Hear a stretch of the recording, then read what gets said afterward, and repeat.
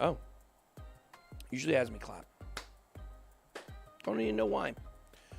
We're still getting TikTok ready over here, though. Guys, we had a little snafu this morning where we were live and didn't know we were live. I'm very sorry. You all saw me staring concerned at a screen for a few minutes. But guys, today we are back. Welcome to BitBoy Crypto, the largest crypto channel in all the interwebs. My name is Ben. Every day on the channel, I show you how to make money in cryptocurrency. We're running a little behind today, as you guys know. We had some technical difficulties. So we are going to go ahead and just jump right into it. Guys, we're coming in 859,000 subscribers today. You can pop that up on the screen there. Almost 860K. We are heading right towards 1 million subscribers. And guys, as always, make sure you guys are following me on Twitter, 287.1K. I hear there's a mutiny on Twitter between a bunch of nerds that are trying to come after me. So come at me. That's all I'm going to say. Ain't worked yet. So guys, also I do want to mention, we're going to be talking a lot about Ethereum today. Obviously, there were big stories. We're going to be talking about Bitcoin, Facebook possibly buying Bitcoin. When we're going to find that out, we're going to learn why this is such, not just an important week for Ethereum, but a day. Today is extremely important for Ethereum and really the entire crypto markets. And we're going to be talking about prospects for price. Polygon is mooning. Everybody's talking about Dogecoin again, even though the price isn't necessarily reflecting it. Guys, right now, I do want to show you guys this. We have, if you go to rarible.com/bitboy, you guys will see our NFTs there. We have 48 hours basically. Well, I don't know if it's 48 hours. We have 2 days before we get rid of all of these. We're going to burn everything that is left on here. So as you guys can see, some of these cards are still like a lot of them. These are our original cards on Rarible. We're moving off Rarible. We're doing an entire new direction for the comic book and stuff like that. So if you guys want, you got 2 days left to go to rarible.com/bitboy. Buy up any of these. We adjusted the price. Since the price of Ethereum went up, we adjusted the price on the way down. So we forgot what they call that. We made it elastic. We made the price elastic there. I'm missing the word. I can't remember what the word is. You want to pull the chat up there? Did you just put it on the side over there so I can see it on the screen? Yeah. Okay, so let's go ahead and jump into the markets, guys. Right now, the market cap is coming in over $2 trillion. You want to show the screen? There we go. $2 trillion market cap. Once again, if you guys remember, we were down at 1.8. We are moving up. Volume not that super impressive right now, 151. You can pop that. Yeah, there you go. That's perfect. Leave it just like that. Perfect. But yeah, put this market cap back up. Screen. Yeah, I don't know what you did there. Okay. You went back off of it again. $151 billion in volume.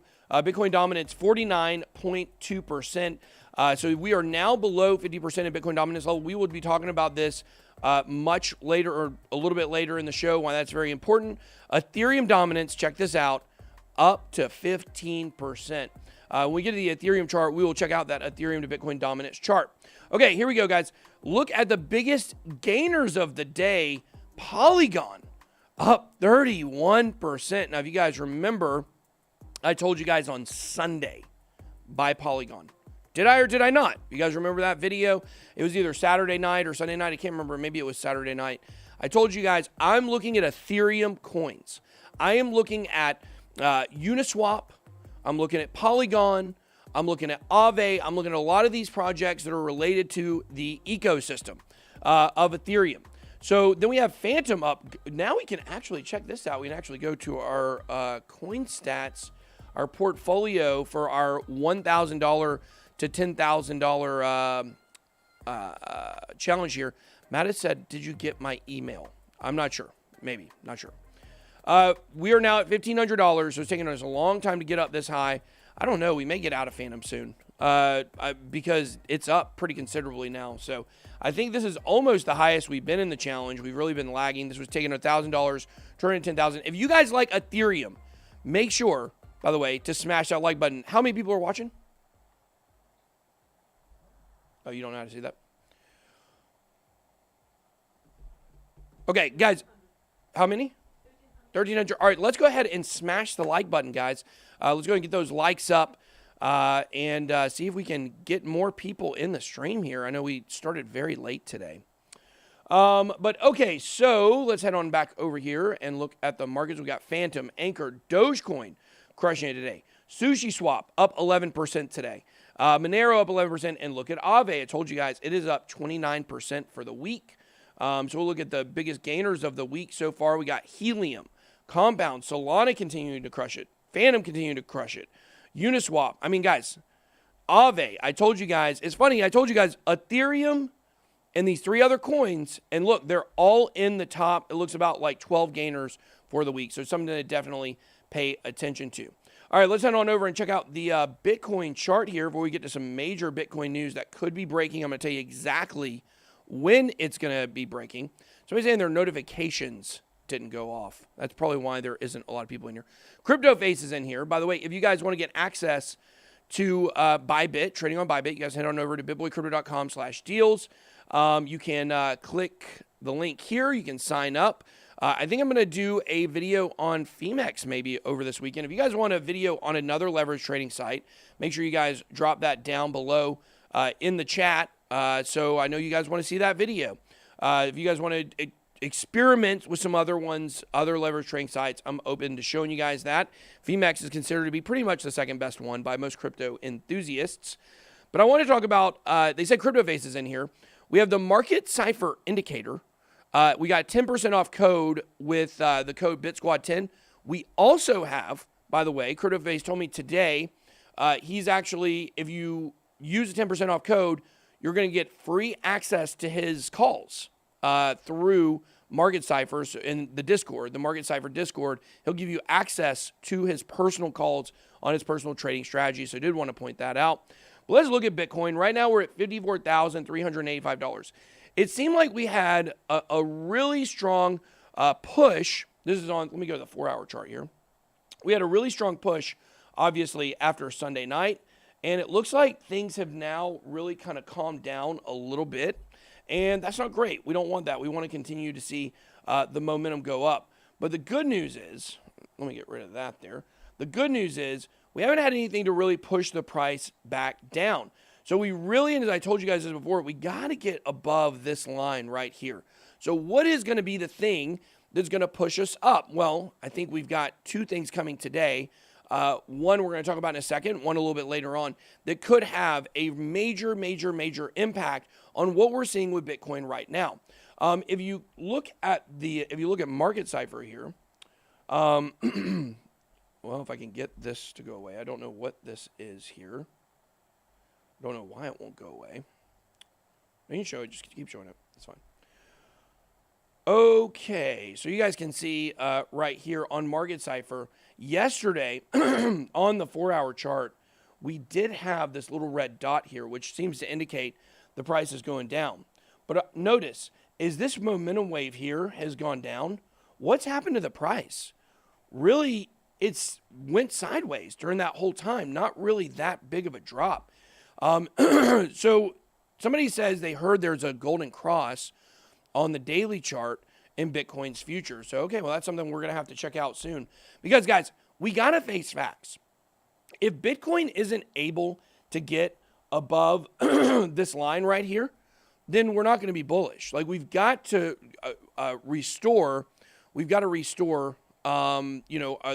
previous action there that we had a couple months ago. But now we've really kind of gone bearish a little bit. But something that's extremely bullish is when you see the momentum wave here going down, and notice we're still in oversold territory for Bitcoin, but we're not getting this price push down. That is very strong. That is very bullish. That means there's a lot of really good foundation for a good price floor. And everybody's kind of sitting on pins and needles right now, waiting to see what the next big thing to push the price of Bitcoin up. And like I said, I think we kind of know what that's going to be. Let's get rid of my drawings here on this. Maybe I just hit reset chart. No, that's not what I wanted. Remove drawings. Okay, so this is looking at Market Cipher on the daily chart. As you guys can see right now, we're just now, if you look at this momentum wave down here, we're just now starting to peak above the zero line. And right now, that means we probably have a lot of upward action. Like if you go back and you look through this chart, outside of, let's look here. Outside of this one tiny move here, and this tiny move here, every time the momentum wave has started an upward climb, and we're talking about these blue waves here, well, I didn't want to do that. Blue waves here, blue wave here, blue wave here, blue wave here. These are all the major moves that Bitcoin has had all year long. All year long, really even longer than that.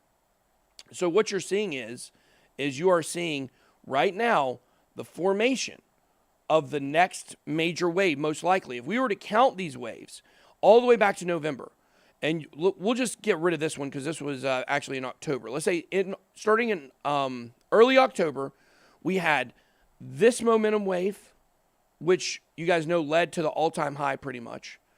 Well, I mean, really and truly, it's actually all the way through here. The money flow was so thick there, you can't see the momentum wave.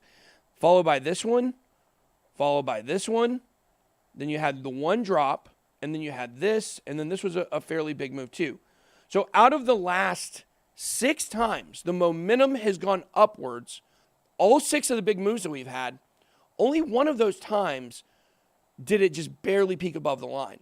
These always led to big run-ups, and we still believe we're in a bull market, so we believe that's about to happen right now. So I think right now what we're going to see is a big major move in the next 1 to 2 weeks. And I'll be honest with you, we could see this major move as soon as tomorrow. And let's talk about why. I mean, I would say we could see it tonight. Is Facebook buying Bitcoin? We talked about this yesterday. We talked about the prospects for this. But we now know exactly when this call is, and we know when we can expect it. Okay? So is Facebook buying Bitcoin? All eyes at Facebook's Q1 earning call today. Rumor mills are rife, not strife. Rumor mills are rife about Facebook announcing their Bitcoin holdings in the upcoming Q1 earning call scheduled for later today. Many crypto proponents have claimed that Facebook might become the latest Fortune 500 company to invest in Bitcoin and reveal it during their upcoming Q1 earnings call. And we did find out that this started to circulate after Tesla announced that they sold 10% of their Bitcoin. We already talked about that tweet yesterday, but many others also claimed that the Bitcoin purchase might have belonged to Japan's Bitcoin video game company Nexon. We're going to talk about that story a little bit later, so we're not going to get too much into that, but they bought $100 million worth of Bitcoin. MicroStrategy and Tesla started the trend, and more companies are looking to replace it. Today, the call that we're waiting for today is at 5 o'clock. I guess, I don't know if that's Eastern Standard Time or if that is, it is Eastern Standard Time. New York Stock Exchange, 5 o'clock Eastern Standard Time, earnings call. When we get this news on this earnings call today, if it is announced that Facebook did in fact buy Bitcoin, what is that going to do to the price? What do you guys think? I want to know in the chat, how high do you think Bitcoin can go if we find out that Facebook bought Bitcoin? Because I mentioned yesterday. Now look, guys, keep in mind, this could end up being much ado about nothing. If this call comes out today and they did not buy Bitcoin, I think that that's actually going to have not necessarily a negative effect on the individual Bitcoin price, because I don't know if a lot of people are necessarily banking on this because the story just came out yesterday and the pump started on Sunday. But what we're going to find out if they did not do this is that we're seeing a lot of rumors about companies that are buying Bitcoin without actually having companies buying Bitcoin. Walmart is another one. May 18th is the day of the Walmart earnings call or earnings report for the quarter, where they're going to tell you exactly whether or not they bought Bitcoin. If Facebook didn't actually buy Bitcoin, and this is a big rumor, then it's going to start to cast doubt on whether or not Walmart actually bought Bitcoin. And that's going to definitely be a very negative thing, because I think that we really need this strong narrative. Like Nexon, a big video game company, bought Bitcoin, and that's great. We're going to talk about that later. But is Nexon sexy enough for you guys? You know, like we want to see Microsoft, Facebook, Netflix, Blockbuster, Maybe not Blockbuster. Maybe not Blockbuster. They're actually not. Wait, are they still a publicly traded company? I don't know. It's a good question. But I know there's only one left, right? Everybody knows that now. But the fact is, if this comes out and this didn't happen, we're going to have to really wonder, what is going on with Bitcoin. If Facebook does in fact buy it, now you have to understand the hatred that Mark Zuckerberg has for the Winklevoss twins, and they're all in on Bitcoin.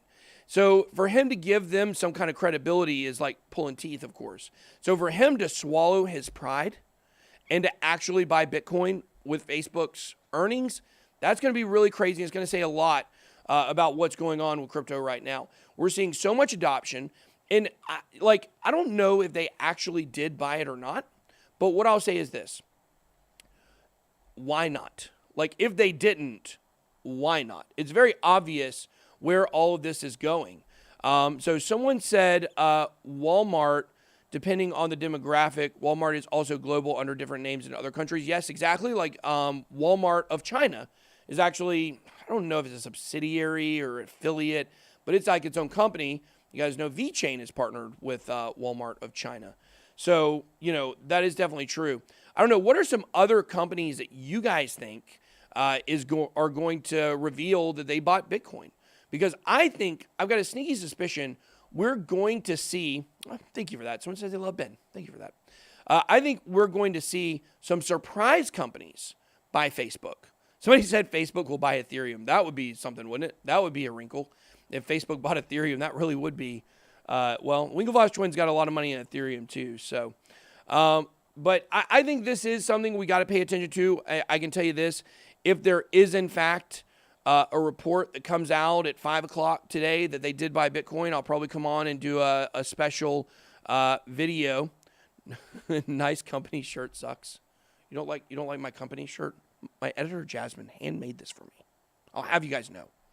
But anyways, so let's move on. Let's talk about Ethereum, guys. I know everybody wants to talk about ETH. I mean, Ethereum is absolutely crushing it. We are hovering right around $27,000. We're going to talk a lot about Ethereum in today's episode. I know you guys want that. We're going to get probably around to talking more about Ethereum in the near future. But right now, if you look right here, we have a new all-time high. That new all-time high is 2736. Now, I actually saw 2762 somewhere. I guess it wasn't on this Bybit chart. And once again, a reminder, if you want to trade Ethereum on leverage, you guys can do that as well by visiting bitboycrypto.com/deals and signing up. Like I said, we will have probably some FEMEX signups here pretty soon available for you guys if you guys are interested in that. But back to the chart here. Back to the chart. Let's see what Market Cipher is saying about Ethereum. We're on the 3-hour chart. Let's move on over to the daily chart. Guys, look at that. Wow. Look, I love it when the charts are there's Matt Wallace. How is Dogecoin doing today? May want to check in. We're going to talk about Dogecoin here in a little bit. Mr. Stand, if you will. But if you look here, sometimes it's like really beautiful what charts do. Like you just see it basically bounces exactly off the top of the EMA ribbon on the daily chart, meaning that it tried to go down and it's just too bullish. It's just too bullish right now. We're going to be talking about price targets here in a little bit. But on the daily chart, as you guys can see, we're just now getting to the point in the daily chart where we are getting above I guess this is this. CryptoFace has also said this. I don't even know what these numbers represent over here. It's just called the zero line. It's just basically how much momentum Bitcoin has, and there's a measurement here. I don't think there's a specific, explanation for the numbers. But anything above a 60 is represented by this white line that you guys see right there. Anything below a 60 is represented by a white line on the bottom. If it gets above that 60 line, it's extremely bullish. And you guys can see every time it's done that, right? Right here, okay, got above that line. You guys can see what happened. Boom, that was the beginning of February. Got above the line in March, right? Well, in March right here, that was when it started on its big move up. Of course, it did drop pretty quickly after that. We are just now on the Ethereum chart with Market Cipher, we are just now on Market Cipher B down here, starting to get above that 60 line. And this is when some of the most bullish action takes place. The fact that we've already had a rise this big and we're just getting to what could be the jump off point should be telling you guys something. I don't see any possible way that Ethereum does not go over $3,000 pretty soon. I'm not willing to give you guys a specific date at this point because I don't necessarily like dressing up like characters. But somebody said ADA is a huge disappointment. I don't think so. I don't think ADA is a huge disappointment. You guys just got to realize that these things, they don't go up in a straight line forever. They never go up in a straight line forever. There's always pullbacks, retracements, accumulations. Think of a volcano, right? Think of a volcano. A volcano, the molten lava, or what do they call it before it's molten lava? Magma. The magma. Liquid magma. I love magma. So when it comes to magma, okay, it's got to sit there and get ready before it rumbles and explodes. If it just exploded every day, it's going to run out of stuff. Okay, you guys know how that goes. Okay, so what needs to happen is you need that accumulation for those explosive moves up. And the fact that Cardano is now available on Coinbase, that's going to give it that liquidity to be able to really blow up. So they also have that Africa deal coming out on Thursday, the Africa special. So we'll see what kind of effect that has. What did Crypto Face say? Can you scroll back up a little bit? Somebody said, could you turn on slow mode, by the way? It's called the medulla oblongata algorithm, wave calculation function line oscillation. So that is the MAAWCFLO. Okay, thank you for that, Crypto Face. That's a great explanation of that. But definitely pretty cool stuff here. That was a Waterboy reference, wasn't it? Why are alligators so angry? 3K St. Patrick's Day. Ooh, it's pretty good. Wait, no, we don't know. No, it's April. It's April.